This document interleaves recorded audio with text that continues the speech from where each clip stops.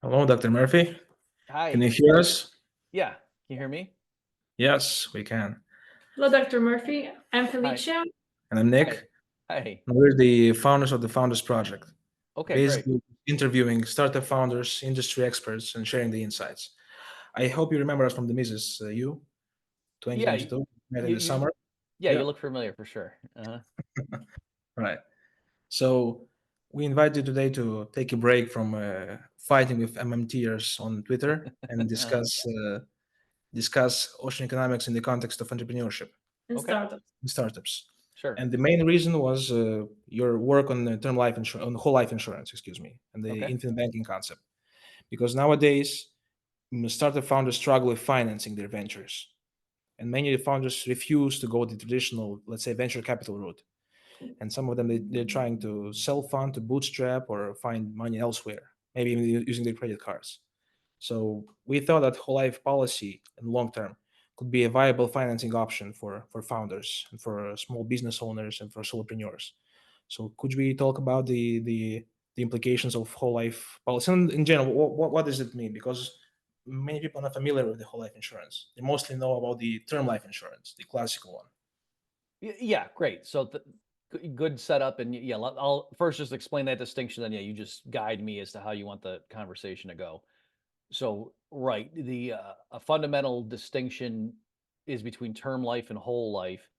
And a term policy, uh, you pay your premiums, and then there's a certain term for which you have death benefit coverage. And if the insured dies in that time horizon, then the beneficiaries get paid a check from the insurance company. But if not, that ends and there's no further obligation on the part of the insurance company. Whereas with a whole life policy, as the name suggests, it's in force for your whole life. So as long as the contractual premium payments are made, at some point, we just don't know when a payment's going to be made, to the beneficiaries, because again, that never expires. And so one of the critical features of a whole life policy is that as time passes, and especially if you're making premium payments, with each payment, that what's called the cash surrender value goes up.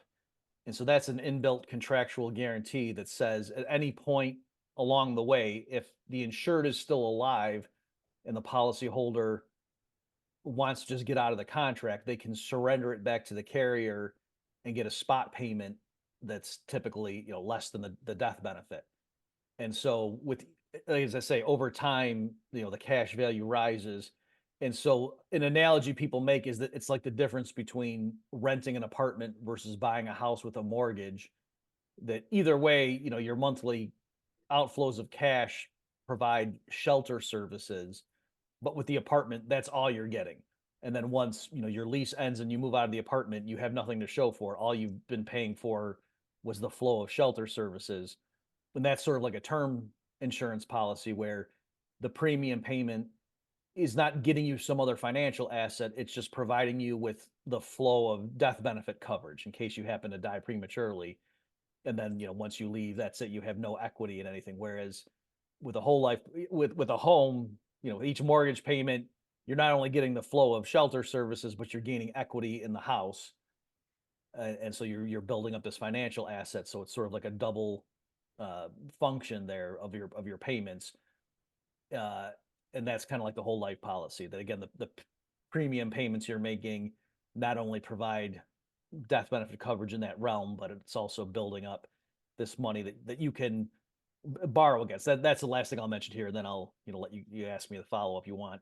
That if you have a whole life policy and as the cash value rises over time, not only do you have the right to just surrender the policy and get paid that spot payment, but you can go to the carrier and borrow money with the cash surrender value serving as the collateral. So, and it's they have to give it to you. It's guaranteed. They don't run your credit. They don't ask questions because they themselves are guaranteeing the collateral. So that's why it's a very effective way to manage cash flows. And so there's a whole school of thought, a whole movement centered in the United States, and then it's also taken root in Canada of insurance professionals who know how to design these specific policies with that goal in mind. And so they serve as excellent vehicles for cash management besides providing, death benefit coverage in case you die. And when you're, let's say you're borrowing against the assets that the insurer is building on your behalf, what's the typical interest rate? How does it correlate to let's say, to the interest rate in general? I mean, is it Yeah. somehow? So typically, in my experience, from what I know, so it's contractually specified. So ahead of time, what policy they will use to determine the rate going forward. It's not just they can just tell you what it is. But they'll use like a benchmark, plus some spread. So um, in recent years, it's been like 5% or 5.5%, something like that. At least with the policies I'm familiar with. You don't have to qualify. You just basically are just asking for the loan, and you're gonna get it, right? Right. So yeah, that's maybe if it might help if I just spend a minute on this point, because it's a critical point.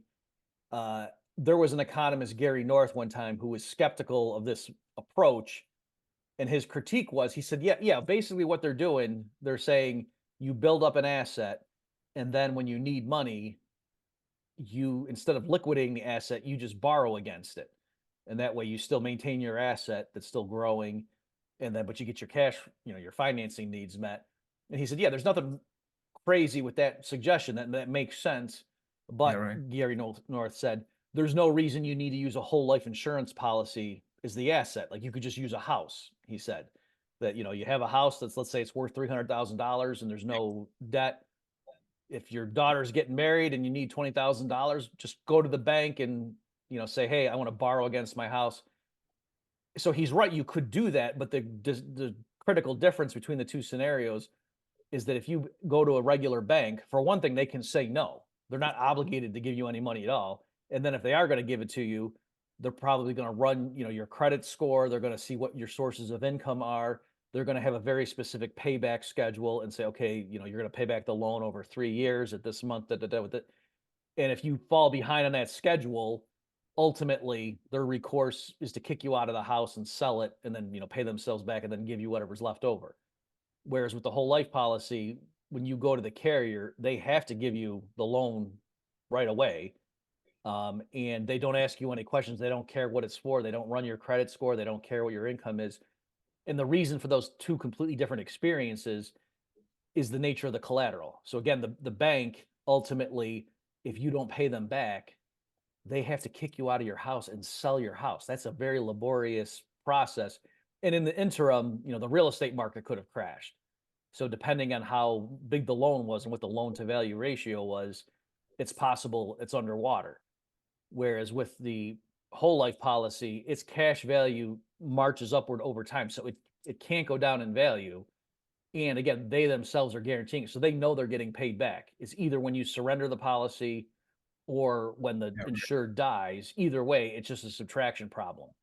They just, if you borrow 20,000 and it's rolling over at 5%, they know they're getting paid back. So even if you never make a payment on it, and it just, that balance just keeps rolling at 5% a year.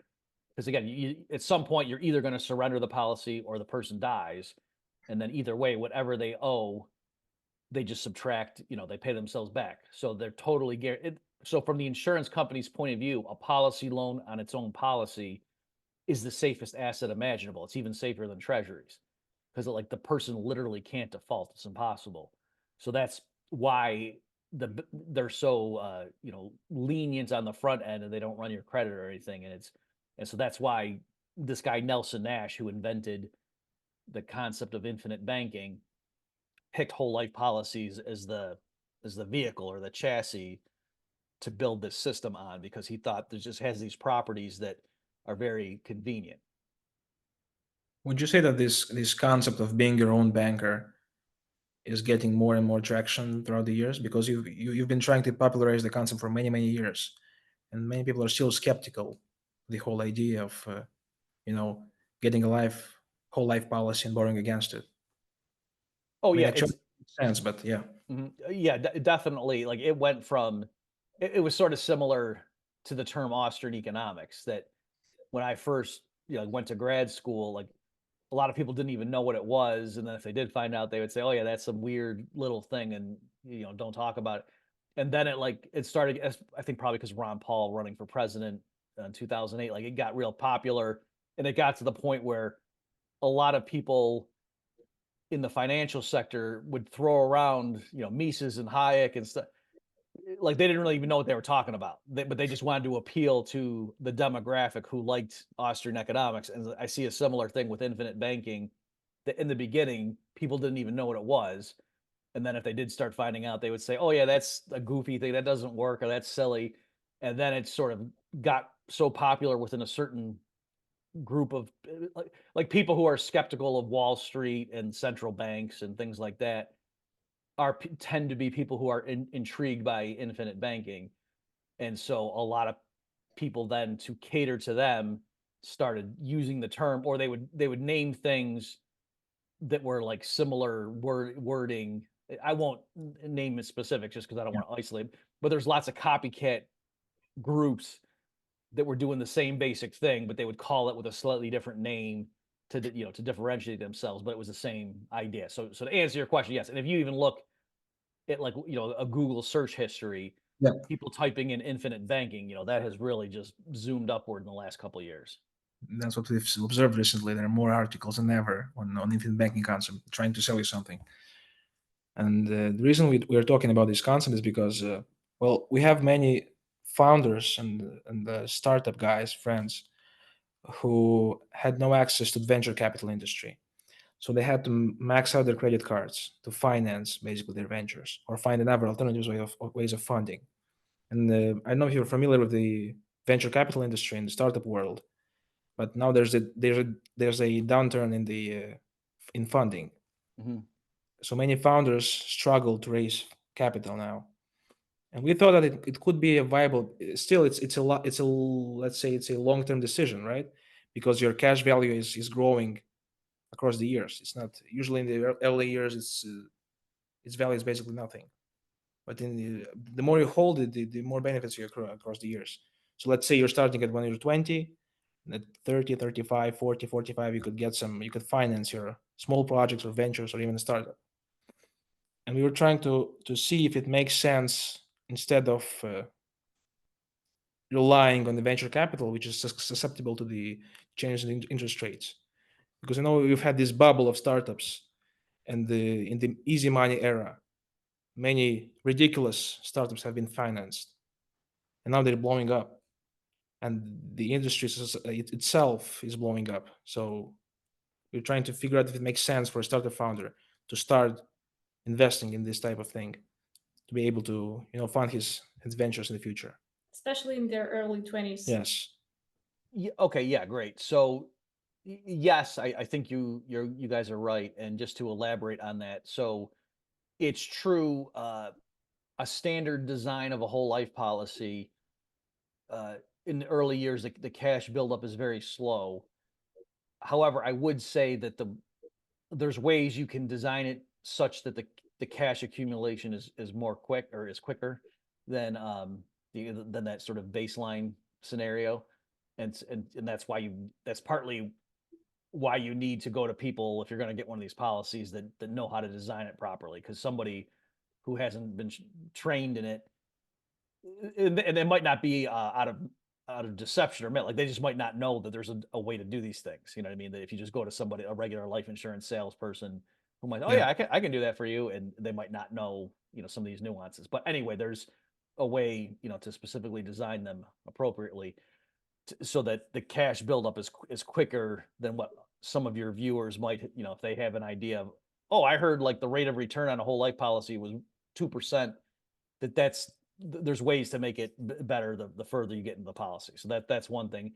But yes, in general, you're right. It's not magic, right? So if you start out and you have no money, it's not that you can say, oh, let me open up a whole life policy and all of a sudden I'll have $500,000. Like that doesn't work. But I would say that, yeah, people right now who have maybe medium term goals of, at some point I want to start a company, that if you open up one of these policies, and that's like kind of you're running your cash through this thing, that might be a preferable savings vehicle, as opposed to, so I'll here speak to the US. I'm not sure Yep. for other countries with it. But like here in the United States, and I know this is similar in Canada, what the financial, experts or gurus will tell people to do is, oh, you should take your excess saving and go put it into what are called tax qualified plans, like IRAs or Yeah. 401ks, things like that, where there's all these tax advantages. But the problem is once you put your money in there, you can't touch it without a big penalty until you're at least 59 and a half years old. And so in contrast, these whole life policies, if that's, a way that you're sort of storing your wealth, then that's instantly accessible. There's not some penalty for early withdrawal. So I would say that element, that yes, for people who think that, I may want to start a company down the road, if you switched over and got one of these policies and that's what you started using as sort of the bedrock of your financial plan, that one of the huge advantages is that, yeah, it's the source of liquidity that you can tap whenever you want to. Yeah, right. Or maybe for those people who are they want to start multiple companies and they want to depend on the state of the venture capital industry. So when Right. there's a downturn, you still want to have an option to finance a venture, and also you're not giving up any equity.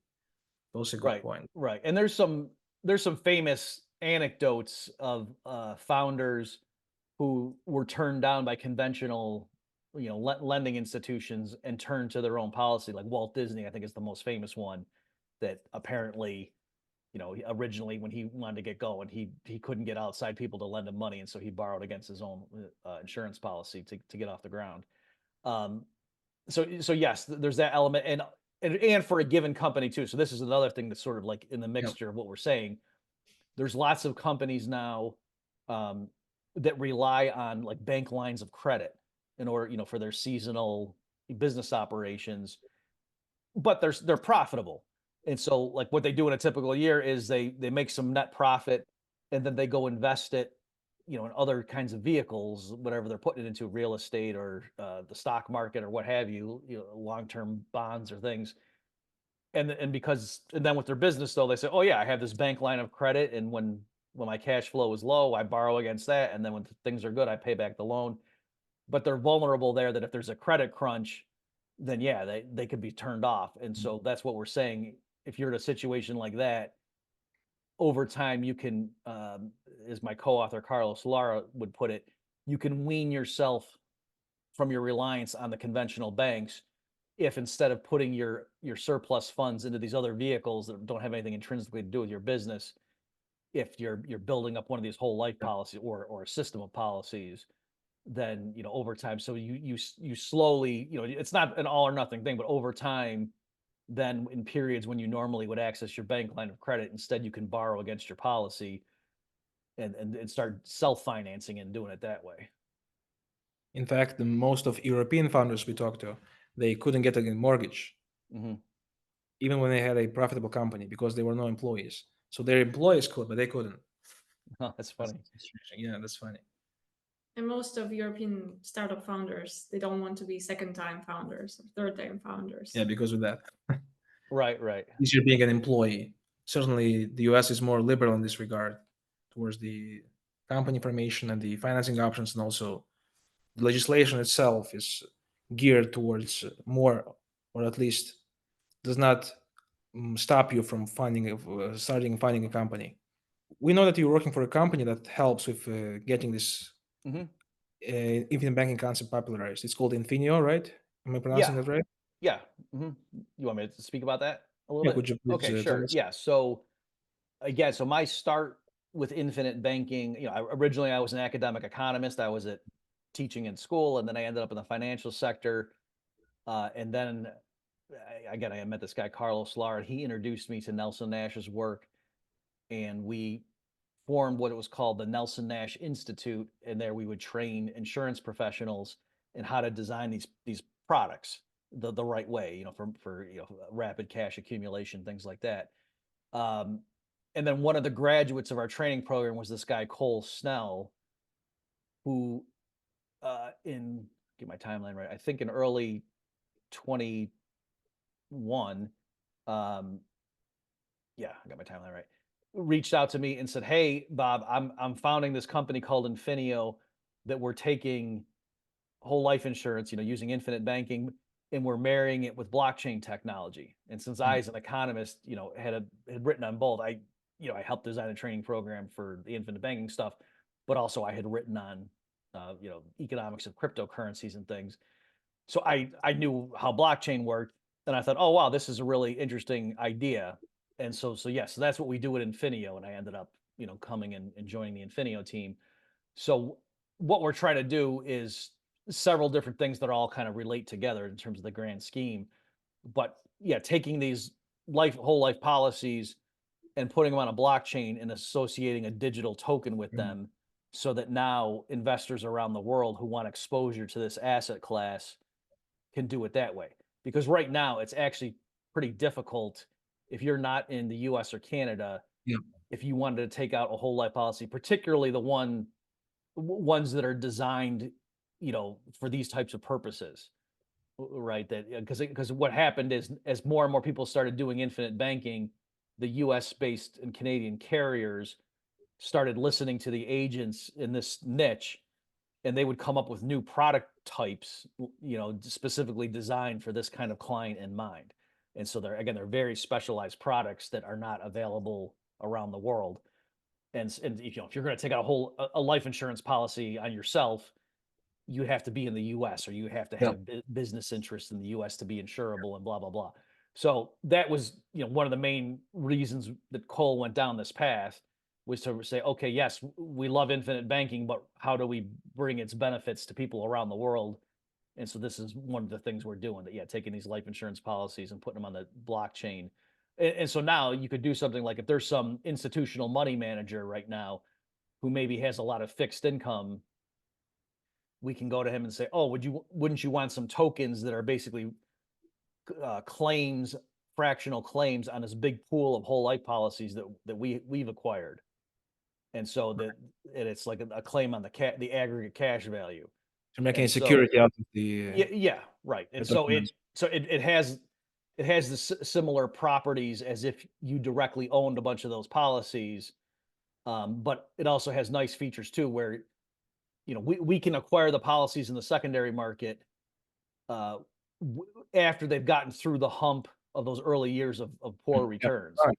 And so now it's sort of like we're just taking the best of what whole life can do and making that available to people. Because so now they can jump right in. And also too, like with the traditional policy, when you take it out, you're on the hook for the premium payments for a long time. And so that's not like a bond. Like a bond, you can just say, "Oh, here's $1,000, and I have this bond, and it's going to do something for me." Whereas, it's hard with an actual real life policy. You couldn't just take up a policy and just pay $1,000 to Yeah. see how it goes. Like it's lumpier.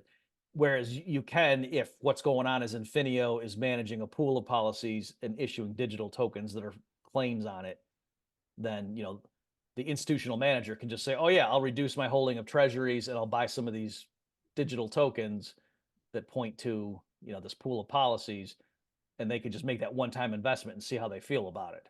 And that as opposed to now that they're not contractually on the hook for making premium payments.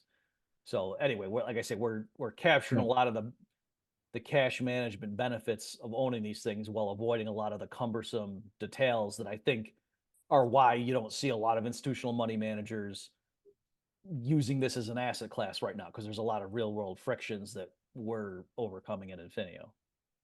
Right. And would you say that if you take the US and Canada, maybe, who are the main clients for whole life insurance? Are those small business owners, or just regular people, or finance professionals? Who is actually buying the whole life insurance with the goal to, to lend against it in the future? Right. So one thing I want to be clear is that historically, traditionally, a lot of people did use whole life as Yeah. a savings vehicle, right? So this isn't some newfangled thing. It actually was very popular. And I think what happened in the United States was, in the 1970s, when Richard Nixon, took the dollar off gold fully, and you saw price inflation rising, that in that period, the people who were sitting on whole life policies that had pretty modest rates of appreciation, it looked like they were getting killed by inflation. You know what I mean? And so it's like, oh, I don't want to be locked into this thing. I want to get into the stock market, or I at least want to get into, bonds that are relatively recently issued and they have a good yield. Whereas historically, like you can see references like in Mises's work. He just matter Yeah. of factly will say like the average household would save like with savings accounts, like actually in the bank, what was called a savings account, like that was different from a Yep. checking account. Yep. And he said life insurance was a thing that some people would. And like in the movie, the Christmas movie, It's a Wonderful Life. In the beginning of that movie, that there's a bank run I think I where remember the scene. where Yeah. people are coming in and it's the main characters there. And he's like, well, no, I gave your money to Mary, and he's trying to calm down the bank run, and so he needs money. And what he does is he goes to the local rich guy who's like the villain in the film, and he actually takes out his life insurance policy, and he says, well, I got this, will you give me some money against this thing? So I'm just saying it used to be that people knew, oh yeah, my life insurance is a store of wealth, and that's what regular households used to use historically in Yeah. the United States. So nowadays that still is a method. Like there's regular people, like if you need life insurance, some people still do like whole life, but it has gotten a lot of bad publicity. There's a lot of experts who will tell people, oh, whole life is a bad investment. So it's sort of now like a certain type of person who's willing to do things that's against conventional wisdom. Um, but yes, to answer your question, for people who specifically want to not just have it because, oh yeah, I need life insurance, and so I'll buy this kind of policy because I want it to be in effect forever. I don't want it to expire when I'm 65 or something. Because that's the thing with term policies that, like, let's say you're 25 and you take out a 30-year term policy. Once you turn 56 and that one expires, if you now still want life insurance, the rates are really expensive. And if your medical condition has changed, you might literally be uninsurable. So that's the issue, or that's one of the issues. But yes, to answer your question, I don't, off the top of my head, I don't know the exact distribution in terms of sales and who owns what. And also, there's a thing too where if you're a small business owner doing this, you're going to have a much bigger policy than just a salaried employee who's just doing it primarily for the death benefit. You know what I mean? So if we're saying like in terms of premium payment, Yep. then yeah, small business owners, my guess would be the predominant one. But also too, there's this thing called bank-owned life insurance, or BOLI is the Mhm. acronym, and that refers to like big investment banks and others that they will take out policies on their own employees and then just hold them as assets. And so a lot of those policies are what's called universal life, but they Yeah. do, some of them are standard whole life policies as well. So again, this isn't just some, I don't want to give the impression that this is just something that this weird fringe group does. Like this is a pretty standard thing, and somehow the marketing against it has managed to convince people that it's this weird thing, when no, that's what people used to do all the time. And even to this day, big banks have so much of this, like hundreds of billions of dollars of worth of this asset, that there's a whole classification called BOLI, bank owned life insurance. Yeah. I've also noticed there's this trend, especially on Twitter, that people consider that the main customer segment of whole life insurance is the type of people who just contrarian for the sake of contrarianism, who Mhm. just against everything and against the conventional wisdom in all aspects of life. Yeah, but when you borrow against your policy, is the money still compounded during the loan? Oh, right, yes. So yeah, your asset, your cash value and whatever, that still grows, and then there's just a lien against the policy, Right. right? That you're borrowing money that has a contractual interest rate, and if you don't service that loan, it the premium, or the principal grows at interest, and that's just like a lien against your policy. There's a subtlety. Some companies um, have what's called direct recognition, where uh, part of what makes your policy grow is the dividend payments that you get Mhm. each year. And so for some companies, uh, when the books are settled from the previous period, and they know how much they're going to distribute as dividend payments, they might give a lower amount to customers who have a big loan on their against their policy. Yeah. Okay, so but not every company does that. Again, the distinction is called direct versus indirect recognition. So that's the only sense. But even there, those policies still grow in cash value. It's just if you have a big loan it might not grow as quickly as it otherwise would have, because your dividend payment could be lower for that type, if it's that type of a company. Right. Speaking about AI And startups, in the context of startups in the again, context Austrian of Economics. startups, yes, how do you think AI will shape the future of monetary and fiscal policies in the US and the EU? How will they change from today? Okay, great. Yeah, so I will answer that, but just to mention, so the other thing that we're doing at Infineo, so originally, like what was shown to me and why I joined is we were going to take whole life insurance and merge it with the blockchain. But then we also now incorporate AI, and we're not just saying that like as a buzzword. Like we just hired somebody who's got a PhD in machine learning, and we're really working, among other things, to have like interactive things with our website where you can be asking questions of an AI system that can help navigate and whatever. And then for our internal operations, we're also using AI to optimize. In general, I am very bullish on the prospect for real economic growth around the world as these AI systems, keep improving. So even right now, like with ChatGPT 4, I think most people do not fully appreciate the capabilities of it. It still has certain limitations, but if you can just figure out how to effectively employ it in your business, I think a lot of businesses could really enhance their productivity, perhaps by like reviewing their operations and seeing which of our personnel, if they really got fluent in using these systems, that could help them boost their productivity. Like, it's not going to be true for every job, but there's a lot of jobs where if you show the person this is how you could use GPT-4 to really, so you could get a lot more done every day when you go to work. I think there's huge gains to be made there. So I guess in terms of what impact would all that have on monetary and fiscal policy, I think it will help governments and central banks get out of the huge hole they've dug for themselves. That right now, like if things were just normal, that things look pretty bleak in terms of like unfunded liabilities, and just look at all these huge debt loads that various governments are carrying. And I think, they're going to get, like the US, for example, I think is quickly getting into an untenable position where, like right now, the interest on the debt is over $1 trillion a year. And just official, government debt. And that's not even talking about unfunded liability, like Social Security and pensions and things like that the US government owes. And so left to its own devices, that's a slow motion train wreck. But I do think, if all of a sudden the growth in U.S. productivity, quadruples, then that could extend the runway. You know what I mean? Like that could mean that the crisis point gets pushed a lot further back in terms of the underlying fundamentals, just because now humanity is just so much more productive than it otherwise would have been without these innovations from AI. I don't think that's going to be a long-term solution, because I think what's going to happen is they're just going to like realize, oh, now we have this much more to play with. Let's go, let's start more wars, or let's go waste more money because now we have more to waste.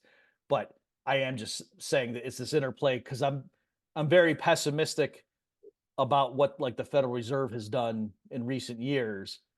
And so I think there's going to be a big crash. But at the same time, I'm telling everybody, you don't realize how amazing this AI is. And over the next 5 years, I think we're going to see like an actual improvement in living standards from this stuff. And so it's hard to reconcile, you know what I mean? Like it seems like I'm saying two different things. So I'm like a short-term pessimist, but medium term, I think this AI stuff is going to really bring a lot of innovations that even a lot of the AI proponents aren't fully appreciating, because most people just think about it in one little category. With the, I mean, like I just was talking about Chat GPT, but there's also self-driving cars. Like how big of a deal is it going to be when 18 wheelers are just have self-driving vehicles, so you don't need truckers anymore, and so like goods are just constantly moving. There's fewer accidents, because the driver doesn't need to sleep, so that's going to lower transportation costs, things like that. So the boost in productivity might save us from the negative effects, right, of central banks. or at least will soften them. Policy, yeah. That's it. So given what the mistakes they made in the past, if going forward the central banks and the governments adopted good policies, I think we would be fine. We might have a bad crash in 2024 or so, but I think it would be fine long run. But like I said, unfortunately, I think they're going to just extract even more. So even though total output is going to be higher, they might still, that they're just going to siphon off more and more. So it doesn't solve the underlying problem if you don't think governments and central banks are right now very helpful to the economy. But yes, AI, I think, is going to make humans a lot more productive even like 10 years from now than a lot of people think. Actually, most people don't appreciate GPT-4 enough, because we've interviewed founders that are trying to harness the power of AI in, let's say, the legacy, boring, unsexy industries such as shipping, naval shipping, because wherever you have massive unstructured data that has to be structured, AI can do that at this point already. It's basically massive productivity boost. But also, we're talking about selling software again. So basically, there's a human employee that takes a piece of software that improves his productivity by 1,000, 2,000, 3,000%. But we have lots of startups that are at this point, they're trying to sell not software, but sell the workforce itself. And we've actually seen lots of progress in the sales industry or SEO. There are guys who are trying to make digital workforce. And what we're afraid of is that as it usually happens, the politicians will not interpret this properly, these results, the short-term, let's say, loss of labor.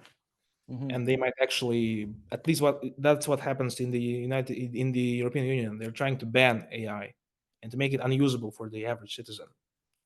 Only for large companies. Only for enterprise, yes, grade applications. Do you think there's any hints of that happening in the US? Let's say at some point, just the unemployment is drastically increased. And obviously, people don't know about Austrian business cycle theory or long-term versus short-term, or they haven't read the economics in one lesson book. Do you think there's any chance that they could just, well, guys, we're banning AI from this point on? Yes. And so you raise a lot of good points there. So, right. So to be clear, I think I'm not worried about, the AI is going to steal our jobs, that kind of thing. And I have a whole, on the Bob Murphy Show podcast, I went through some of the arguments for that. And again, just like in general, technological progress, yes, it quote saves labor or frees up labor in one sector, but then that just allows those workers to go do something else. So it allows for increasing output, just like we can long term, yes. Yeah, we can grow more food now per person, per worker in the agricultural sector than we could in the year 1900. But that's a good thing. That just means, okay, that's how they can now all be. They went into manufacturing, or not, then they went into computer design and whatnot, software engineering. So likewise here. Also, too, just sort of flippantly, but are you guys familiar with the cartoon The Jetsons? Does that mean anything to you? With them flying around and George Jetson? Okay. Yeah. So, how are we going to get to that kind of world? Or in general, when people like show depictions of flying cars and stuff, like, if Ron Paul had been elected and they, showed futuristic, AI is a necessary component to get to that realm. Like any of those futuristic things where the future looks really good and prosperous. On Star Trek, people are talking to the computer, make me a cup of tea or something. Like the computer is able to have a conversation with you. So I'm saying that's what is going to get there. But you're right. What could happen is, suppose I'm right in my views in the United States, for example, and that, there is a bad recession that kicks in 2024 because of the past, monetary and fiscal decisions that the authorities made, while AI is innovating and it's causing unemployment in certain sectors. And so you're right. People might look at that and think, the economy's awful. Unemployment is 12%. And I would say that's because of the bad monetary policy and whatnot, but they might blame it on, it's because the AI is stealing everyone's job, and then there could be legislation to try to get rid of that. Like Tucker Carlson had this famous exchange with, I think it was Ben Shapiro again. Where they bring up self-driving cars and trucks, and Tucker Carlson, just matter of fact, said, I would absolutely ban that, and a lot of people were on his. So there's this, like, the populist right in the U.S. Unfortunately, I think And that you can understand why. Yeah, The idea is because like, the hey, average truck let's doesn't care about yeah, let's economics. let these computer programs just start taking over everything. Like that, as to say, hey, didn't you watch Terminator? Don't you know that's a bad idea? So I get it where that would be a natural inclination. And even a lot of the people who understand the Luddite fallacy in other realms, and they realize that coming up with better tools, and so now one person can do the job that five people used to do. That's progress. They think there's something qualitatively different where if these AI, especially if it gets to the point like where there's a robot body and they can put these things in. So like, what if it's really smarter and better at everything and it's stronger than us physically? You say what?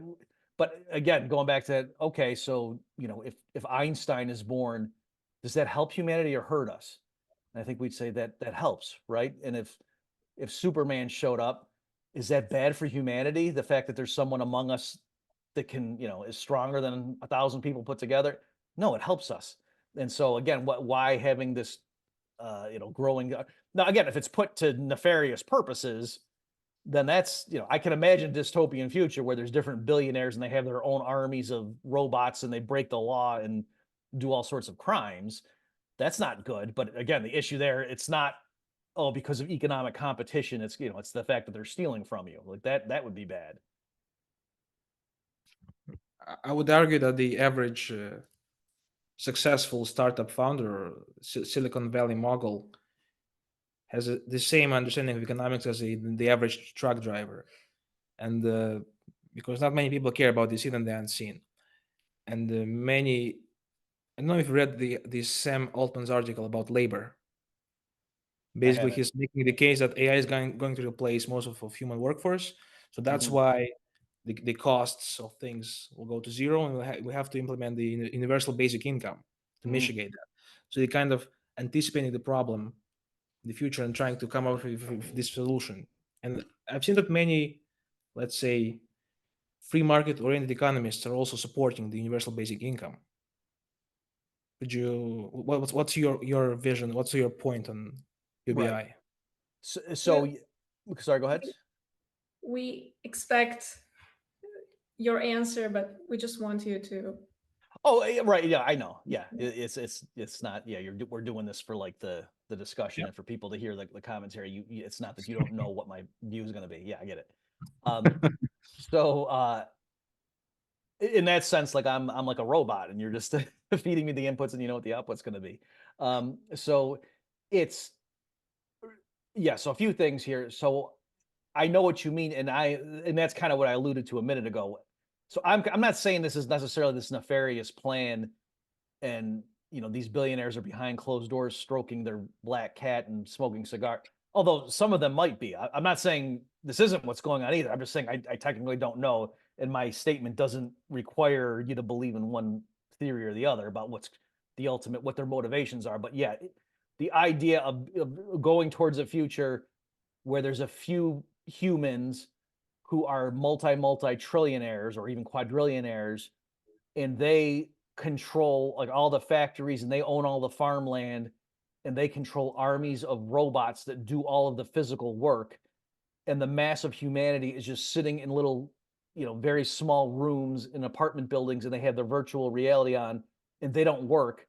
They're just completely supported by the state, and they just live in their VR world, and that's why they don't revolt, because they're just being occupied in there. And oh wow, I'm going to go explore another galaxy, and we're going to have these romps with movie stars and whatnot, and do all kinds of debauchery, and that's how we'll be pacified. To me, that's horrifying. Like that's mark of the beast kind of stuff. And that it does seem like some trends are trying to pull us in that direction. So yeah, and the underlying economics is wrong, that it's not true humans will have nothing to contribute in a world where AI becomes more powerful than humans, in terms of like just even like AGI becomes a thing. That's and again, it just goes back to standard economic stuff. Like it's a standard result, like in the free trade literature. If your country's trading with things, and then oh, what if there's some other country where or sorry, the other way around. What if your country is better at everything than some other country?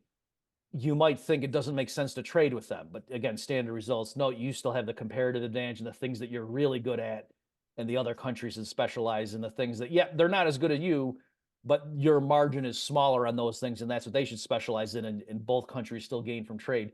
So likewise, even if you look at humanity and the AI systems as different countries, the AI still benefit from our existence. Humanity would still specialize in those areas where our inferiority was the smallest. And that would make sense, not just from our point of view, but and that's also why the AI wouldn't wipe us out. That they would, we're still going to be the most productive things besides them. And so why would they, you know what I mean? Like they would be hurting their own material interest. It would be better for them to keep us around to do things that is more efficient, so the AI can focus on the things that they're even better at, right? And so it saves them time. They don't have to do these primitive techniques or whatever. So I'm not saying that's but I'm just saying, even in a worst case scenario where you're worried, like, oh, they're just going to look at us as, useless parasites and wipe us out. No, that's not what would happen. Yeah, Or that's not, the economics doesn't drive that, is what I'm getting at. It's like if you're a brilliant software engineer and also you're the best in the world at ironing your clothes. Mm-hmm. It still makes sense to hire somebody to iron them for you, even though they're worse than you. Yeah, because you can just right. Yeah, or still other analogy, like Michael Jordan when he was in his prime, could probably cut his lawn faster than the kid down the street, but obviously it made more sense for him to hire the kid to cut his lawn so he could go practice, shooting 3-pointers and whatever. Like or the lawyer who's a very fast typist still benefits by hiring, somebody to type things while the lawyer is focusing on, legal strategy and whatnot. Still, we're afraid that this argument that UBI is good because it's basically just, if it's good in case if it replaces the traditional welfare, because it'll be lesser cost and so on and so forth. We're afraid that it's still very compelling and it resonates with the, let's say, the middle voter, the average voter. Right. Yeah, and so I know even like self-described libertarian economists who favor UBI precisely on those grounds, because they say, yeah, it's not an add-on. I want this to replace all the existing systems, and if that's what the only switch was or were, yeah, the incentive effects would be better, right? That if you're just getting a flat, whatever, $30,000 a year from the government, regardless of how much you work. So as opposed to getting all kinds of means tested things that, oh, if you have a bunch of little kids and your income's really low, then the government will send you this support.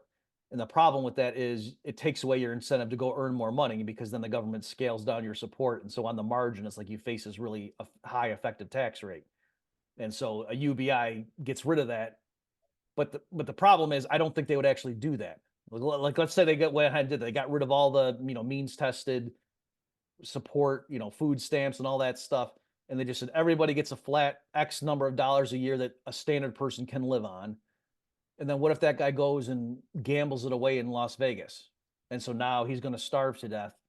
I don't think society is going to let him starve to death, especially if the person has kids. I think they're going to say, oh, well, here, we'll give you some more money.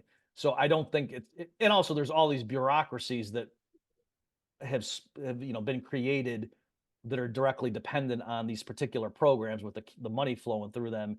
I don't think you're going to be able to just wash them all away and have all those people, get laid off and say, no, we don't need you anymore because now we have UBI. There's no administrative overhead. Everyone's just getting a check deposited in their checking account. And so all these thousands and thousands of people who have been working for the government their whole career, now you're laid off. I don't know that that's, realistic to think that's going to happen. So I think you're going to get the worst of both worlds, where we'll have this huge extra expenditure now, and you'll still have the other programs in place. And anyway, with all of this, again, particular people might favor it, but to me, it's like the analogy I used recently was to say, if you knew some couple and they were pretty well, like they had $50 million because they started a company that did really well, and then they had a bunch of young kids. If they always told those kids growing up, hey, you never need to work a day in your life, don't worry, once we retire, so we'll just give you a bunch of money, you can just live and never have to, you don't need to go to school if you don't want to. Like I would think that would be poor parenting to let them. And so to me, in a sense, that's what, that's one of the insidious effects of this. I think it'd be very destructive and harmful to tell the population, you never need to work. You can just kind of, put your virtual reality goggles on and just, consume your whole life and we'll take care of you. That's fine. Like, to me, It's that's actually horrifying. it's actually a very powerful analogy, I guess. Yeah, but still, we're still seeing attempts, at least in the European Union, hmm and it resonates quite well with with the average voter, especially in the context of CBDC. Do you think it will ever be realistic that there will even be such a policy proposal in the U.S. political sphere from some political candidate in the future? For UBI? For UBI, yes. Let's say all the truckers are replaced in a month because there's this new technology that allows you for self-driving trucks. Do you think there'll be a new political candidate expressing these views and trying to target both the left and the right? Oh, yeah. I mean, so there's already small scale experiments in the US where that has been implemented, like at the local level. Off the top of my head, I don't remember where they are. I think there's a place in California, and I think there's also in the Midwest. I There think it's might be close to the another one Bay too. Area, right? Yeah, it's close to the Bay Area. There's a place, yeah. Yeah, where they in some cases it's like a private venture where they just were Yep. doing his experiment, which as far as my libertarian views, they're allowed to do that. It's not illegal, but I just I don't want them imposing it through coercion on everybody else. Um, so yes, and there's other more and more people are talking about it, and so yeah, it would not surprise me at all if within the next few years, especially again, like I say, if there is a bad crash and unemployment goes up at the same time that AI is making inroads into more and more sectors, a natural conclusion, especially from even populist candidates, is going to be like, hey, it's us versus them. Right? In other words, if you understand how in times of crisis you can whip people up to be against foreigners, how much easier is it going to be to get them against, Cheese, yeah. artificial intelligence? So that's certainly, restrictions on what AI is allowed to do, to go back to our earlier thing. But then, yeah, also to say we need to have this UBI because at this point, humans are superfluous as these machines get better and better. What can humans even do? There's going to be a revolt if we don't do something. So let's pass it. But that's also why I think it's insidious, because I do think it's like ultimately like an opiate of the masses kind of thing where it's you're just kind of diffusing like, oh, let's just give them money and get them, so they're not mad, and then the people just will sit in their little cubicles in their virtual reality worlds, and they won't want to overturn the system, and that would be a way that the few people who are kind of in control of that, maintain the power, is that the bulk of the population, as long as we give them enough calories and enough entertainment, they're going to be content while the machines actually build everything, and we own all the farmland now, so we all the actual food we control and blah blah blah. Like, to me, that's a horrifying future that some people are trying to push us towards, whether they realize that it's horrifying, for the others or not. Who knows? I think that also people don't understand that there's no scenario, whatever happens, but there's no scenario that there will be no need for human input at all in the future. Right, and that's what I was trying to get. Like, to me, the vision, the better movie depiction of what AI is going to look like in the 20 years from now, it's not the Terminator movies, it's the Marvel movies, like Tony Stark in his Yeah.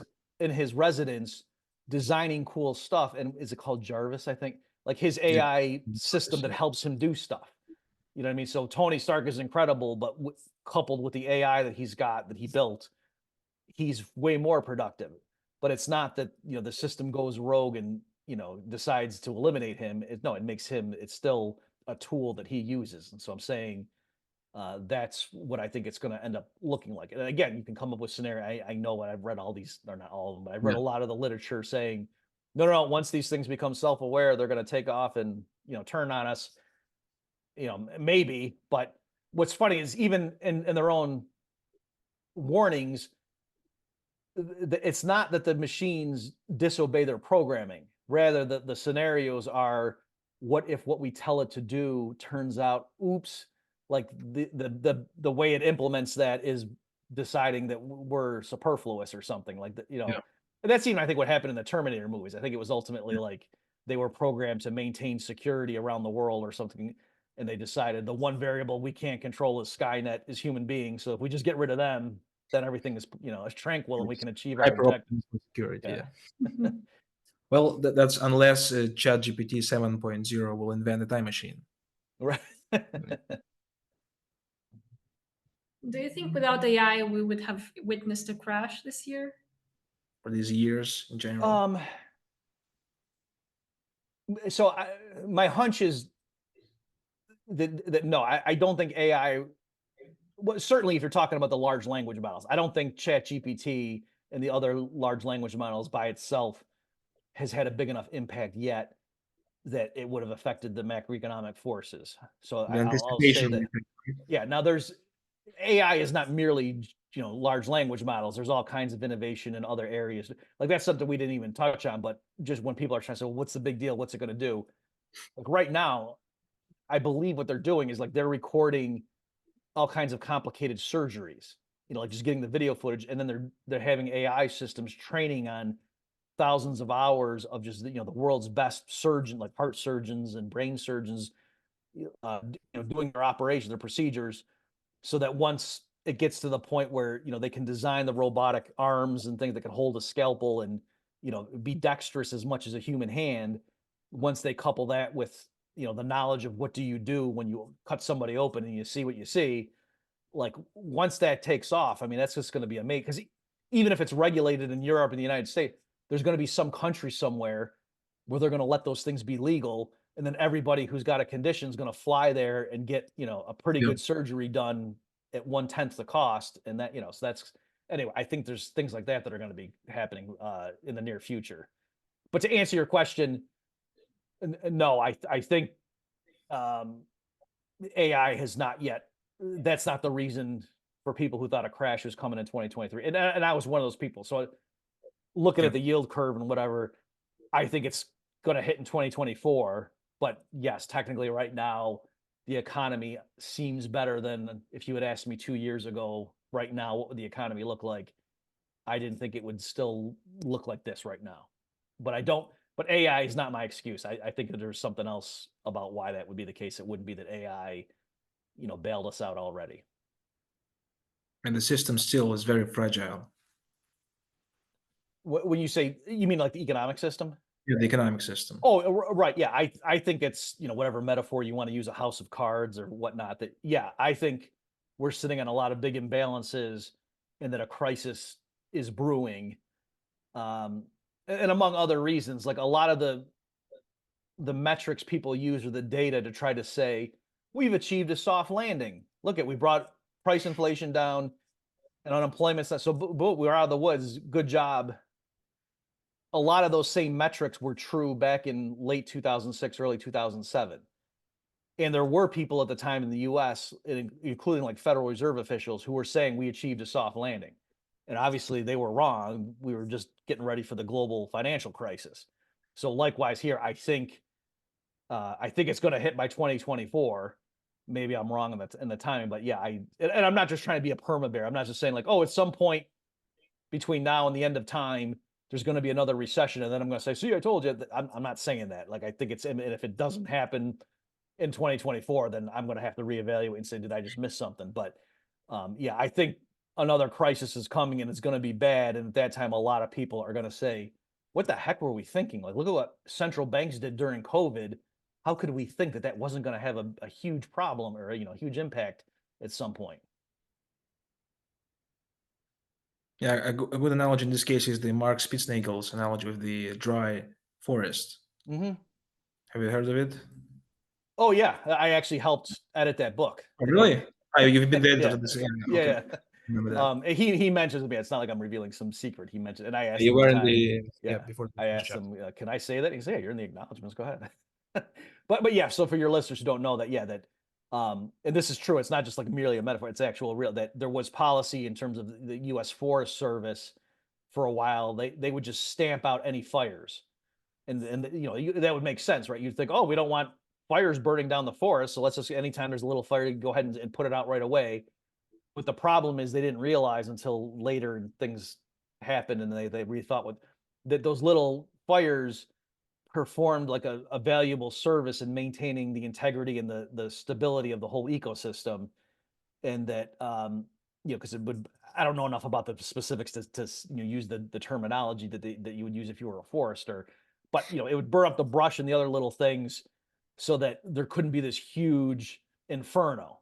Whereas when they would keep putting out those little fires, that allowed for the buildup of the kindling and whatnot, such that later when something broke out that they couldn't zap right away and it started spreading, then it just became unstoppable because for years they had been neutering the system's own internal means of preventing some massive inferno.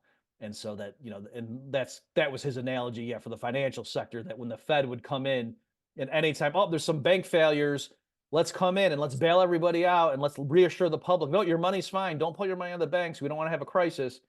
And just doing that year after year, that allowed the whole system to become more levered and more fragile, such that if and when something breaks out that the Fed can't directly contain, then it's just going to be this humongous, crisis. Whereas if they had just, had a more laissez-faire approach early on and just said, no, if some bank gets into trouble, let them go down. That'll teach a lesson to people that be careful what your bank invests in. To end this conversation, I would like to ask you, how do you envision the future in this economy of your kids or your grandkids? Sure. So I think what we're going to see, and I don't want to put a timeline on it because I'm sure some things will be quicker than I think and some things will take longer. But let's say by the year 2050, I think that, the financial sector of the globe will consist of large organizations that are effectively like a combination of humans and artificial intelligence engines that are collectively making decisions for the organization, and they're going to be battling it out like on blockchains and things. You know what I mean? Like, so Bitcoin's one obvious example, that as all these different AI systems get more and more complex, their mining capability is going to go up, and then of course the Bitcoin protocol will update and make it make the problems more difficult to put the next block in the chain.